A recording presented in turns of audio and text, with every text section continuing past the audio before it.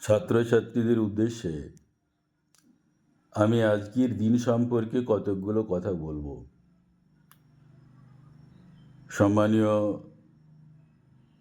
সভাপতি মহোদয় এবং আমার আদরের ছাত্রছাত্রীরা, সর্বোপরি ডক্টর বিধানচন্দ্র রায়ের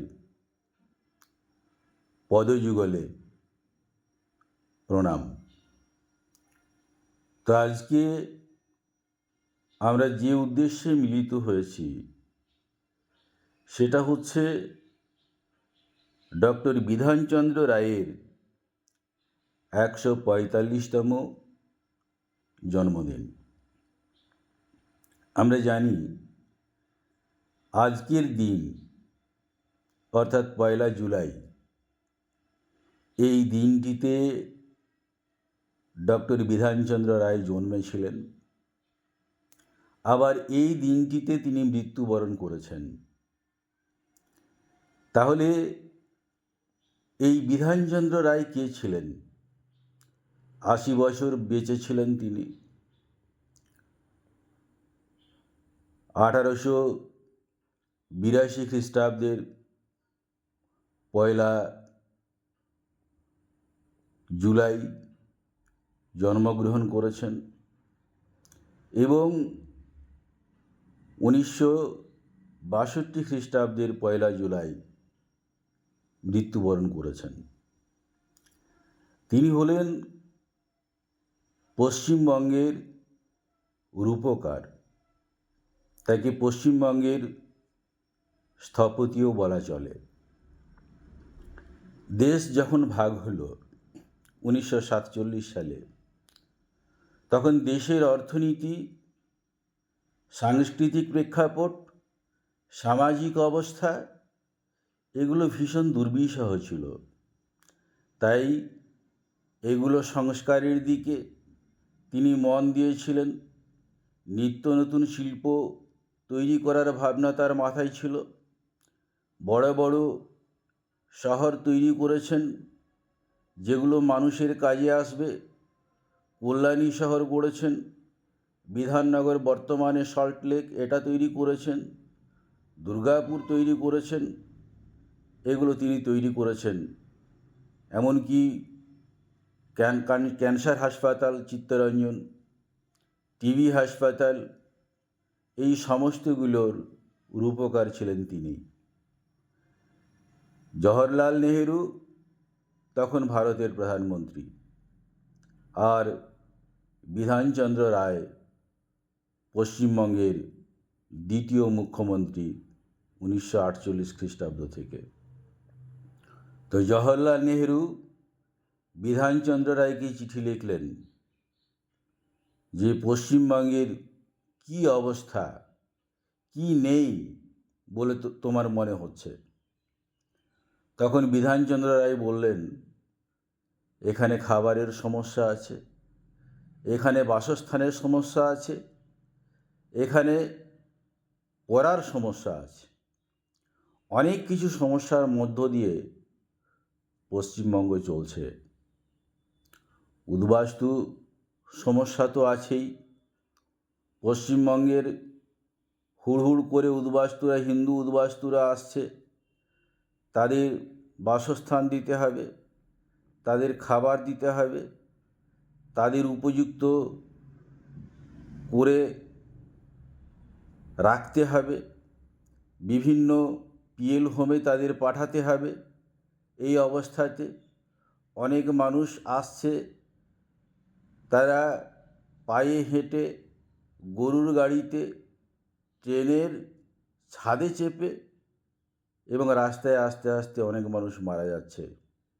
এরকম একটা সমস্যা। কিন্তু পাঞ্জাবের ক্ষেত্রে একই সমস্যা ছিল, কিন্তু সেখানে প্রধানমন্ত্রীর প্রত্যক্ষ হস্তক্ষেপে কী করা হলো, জন বিনিময়ের সিদ্ধান্ত নেওয়া হলো, আবার সম্পত্তি বিনিময়ের সিদ্ধান্ত নেওয়া হলো, সমপরিমাণ মানুষকে পাঠানোর কথা ভাবা হলো। কিন্তু পশ্চিমবঙ্গের ক্ষেত্রে একটা বিরূপ সিদ্ধান্ত নেওয়া হলো। এখানে মুখ্যমন্ত্রী বিধানচন্দ্র রায়কে পরিষ্কার ভাষায় প্রধানমন্ত্রী জওহরলাল নেহেরু নির্দেশ দিলেন, দরকার হলে আমি যুদ্ধ পর্যন্ত করব, কিন্তু যে কোনো মূল্যে উদ্বাস্তুদের ঠেকাতে হবে, পশ্চিমবঙ্গে আসার পথটা বন্ধ করতে হবে উদ্বাস্তুদের। তো এইভাবে দুমুখ নীতি কেন্দ্রীয় সরকার নিয়েছিলেন, কিন্তু বিধানচন্দ্র রায় পশ্চিমবঙ্গের বুকে দাঁড়িয়ে সমস্ত মানুষকে সাথে করে উদ্বাস্তু সমস্যার সফল মোকাবিলা করেছিলেন। তিনি ছিলেন পেশায় একজন ডাক্তার, ডাক্তারি পড়ছিলেন, তখন ব্রিটিশ রাজত্ব, ব্রিটিশরা তাকে বারবার ফেল করিয়ে দিচ্ছিল এবং পরবর্তীকালে তিনি লন্ডন থেকে সফলভাবে ডাক্তারি পরীক্ষায় পাশ করেন এবং ডাক্তারি করতে থাকেন। যখন তিনি মুখ্যমন্ত্রী হলেন তখন তিনি নিজেই তার বেতনটা ঠিক করে রেখেছিলেন 14,000 টাকা।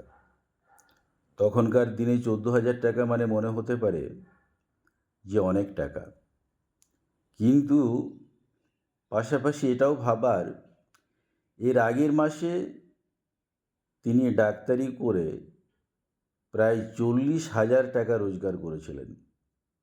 সুতরাং ডাক্তারির চেয়েও কম হলেও দেশ সেবার আদর্শ যাকে টানে তিনি কি আর থাকতে পারেন? তাই দেশ সেবাতে তিনি মনোনিবেশ করলেন। সমস্ত রাজনীতির ঊর্ধ্বে উঠে সমস্ত মানুষকে তিনি আইনসভাতে সমালোচনার অধিকার দিয়েছিলেন। এই হচ্ছেন পশ্চিমবঙ্গের উপকার।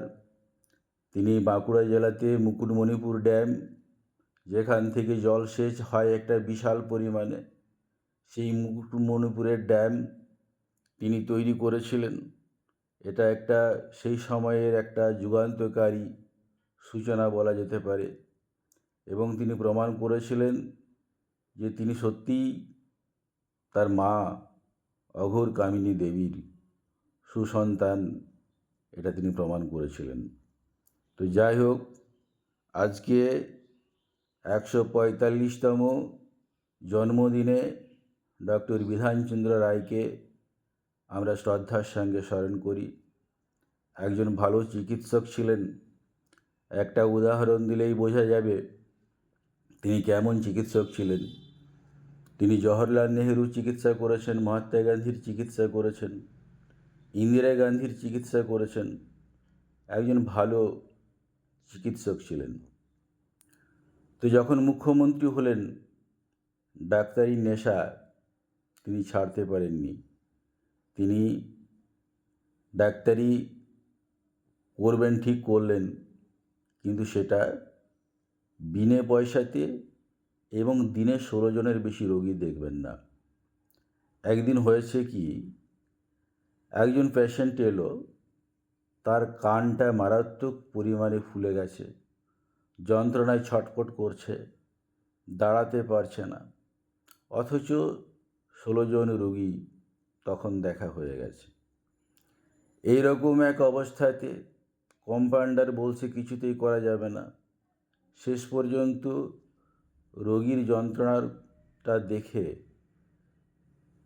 কম্পাউন্ডার বিধান রায়ের কাছে খবরটা নিয়ে গেলেন এবং বিধান রায় তৎক্ষণাৎ ব্যবস্থা নিলেন এবং বললেন যে তুমি শুয়ে পড়ো, এবং কানের কাছে কতকগুলো কাঁঠালের কোয়াকে তিনি ধরলেন। দেখা গেল পিঁপড়ের দল পিলপিল পিলপিল করে কান থেকে বেরোচ্ছে এবং তিনি বললেন, তুমি কি পানা পুকুরে স্নান করো? পেশেন্ট বলল, হ্যাঁ আমি তাই করি। তো যাই হোক, এইরকম চিকিৎসার অনেক কাহিনী তার আছে। জওহরলাল নেহেরু একবার খুব বিপদে পড়লেন তার কন্যা ইন্দিরাকে নিয়ে। খুব কম পরিমাণে জ্বর আসছে, কোনো বড় বড় ডাক্তার সারাতে পারছে না।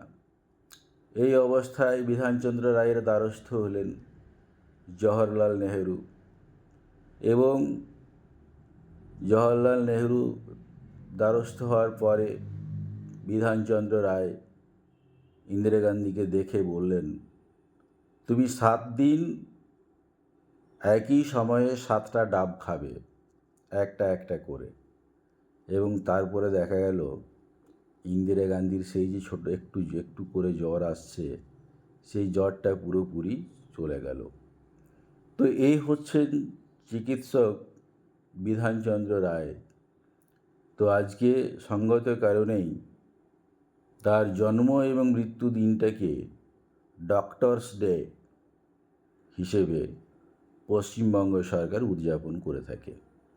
আজ এ পর্যন্তই, বাকি কথা পরের দিন।